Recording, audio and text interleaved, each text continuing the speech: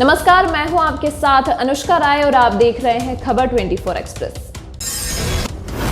BJP के जाने माने चेहरे रहे मेघालय के राज्यपाल सत्यपाल मलिक ने एक बार फिर पीएम मोदी पर जमकर निशाना साधा है। इतना ही नहीं, उन्होंने पीएम मोदी को घमंड में बताया है।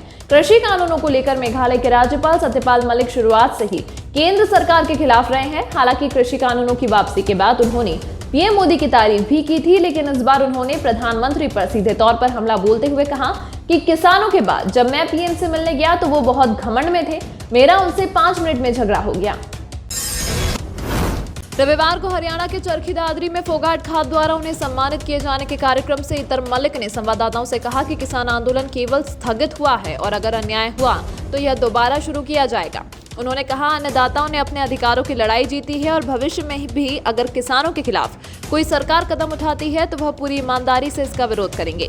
मलिक ने कहा, मेरे लिए किसी भी पद से पहले किसानों का हित सर्वोपरि है। उन्होंने कहा कि किसानों के अधिकारों पर आंच नहीं आने दी जाएगी। उन्होंने कहा कि जब सरकार किसानों से संबंधित कानून बनाती है तो पहले किसानों की राय ली जानी चाहिए और अगर कोई कानून बनाता है तो किसानों के फायदे के लिए ही बनाया जाएगा। एक मीडिया रिपोर्ट के मुताबिक राज्यपाल मलिक ने कहा कि मैं जब किसानों के मामले में प्रधानमंत्री जी से मिलने गया तो उनसे मेरी 5 मिनट में लड़ाई हो गई। वो बहुत घमंड में थे। जब मैंने उनसे कहा कि हमारे 500 लोग मर गए तो उन्होंने कहा कि मेरे लिए मरे हैं क्या?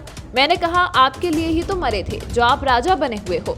खैर, राज्यपाल सत्यपाल का यह बयान ऐसे समय में आया है जब यूपी में चुनाव बेहद ही नजदीक हैं और उनका यह बयान सत्य हुआ तो समझिए पश्चिमी उत्तर प्रदेश में बीजेपी का कितना नुकसान हो सकता है। यह तो विधानसभा चुनाव के रिजल्ट से ही तय हो पाएगा।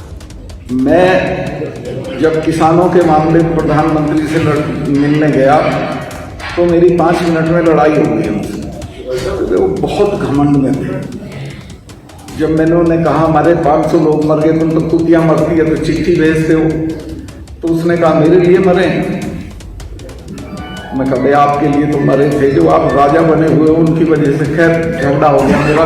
उन्होंने कहा तुम अमित शाह से मिलो। मैं अमित शाह से मिला। उसने कहा सत्ता इसकी अकल मार रखी है लोगों ने, तुम बेफिक्र रहो, मिलते रहो, ये किसी न किसी दिन समझ में आ जाए।